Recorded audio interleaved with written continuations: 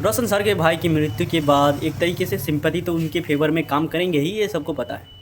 लेकिन इस तरीके से खान सर को घेरा जाएगा या फिर एक तरफा लोग बयानबाजी कर रहे हैं जिस तरीके से, जैसे कि विपिन सर हो गया, कुछ हद तक वो पहले से ही खान सर का विरोध करने लग गए थे।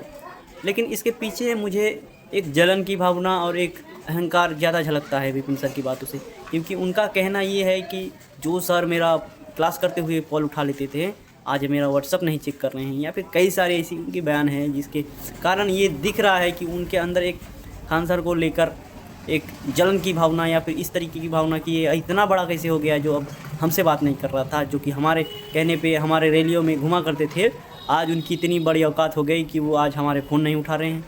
तो जाहिर सी बात है कि किसी पे अगर अटैक होगा, किसी के गार्ड को मारा जाएगा, तो वो ऑटोमेटिक कंप्लेन करेंगे ही, कंप्लेन हो ही जाएगा।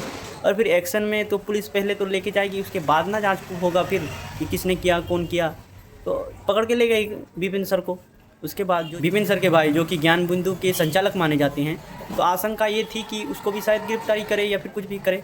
तो गिरफ्तारी का मतलब ये नहीं होता है कि आपको सज़ा मिलेगी या फिर पुलिस आपको दोषी मान रही है। गिरफ्तारी का ये मतलब है कि जो झमेला बढ़ रहा है या फिर जो मामला तुल पकड़ा हुआ है वो शांत बैठ जाए और बाद में एक जांच करने का मौका मिले दोनों पक्षों को। उसके बाद फिर सज़ा तय होती है कोर्ट द्वारा। और विपिन सर का भाई का ये भी अपराध है कि क्या वजह थी कि उनको बिहार छोड़ के भागना पड़ा, नेपाल के एक अलग देश में जाके रहना पड़ा। ये भी तो एक तरीके का अपराध है। इस चीज़ को भी देखना चाहिए कि क्या ऐसी वजह होगी या फिर कौन सा ऐसा अपराध उन्होंने किया होगा कि उनको यहाँ से भागना पड़ा। क्योंकि अगर आप पुलिस की हिरासत से भाग रहे हो या फिर उससे पहुँच से भाग रहे हो तो ये भी एक तरीके का अपराध ही है।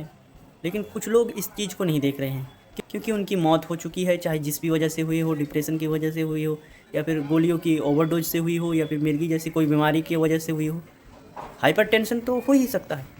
इतने बड़े मामला होने के बाद किसी भी व्यक्ति को तनाव या फिर टेंशन का माहौल तो हो ही सकता है, और उसके कारण नींद ना आना या फिर उसके नींद की गोली खाना, ये स्वाभाविक बात है। पहले से कोई अगर बीमारी हुई हो तो वो चीज़ इफ़ेक्ट कर सकती है उस चीज़ को। लेकिन अभी रोशन सर भी इस मौके का फ़ायदा उठाना चाहते हैं कि इस हत्या के बहाने खान सर को लपेट लिया जाए किसी तरीके से। और बाकी के टीचर जो कि खान सर की तरक्की से जलते हैं, उनको तो ये गोल्डन चांस मिला हुआ है किसी तरीके से खान सर को दबाओ यार, ये तो कुछ ज़्यादा ही बढ़ रहा है। पहले जो हमारे पीछे घूमता था अब वो हमारी कॉल नहीं उठा रहा है।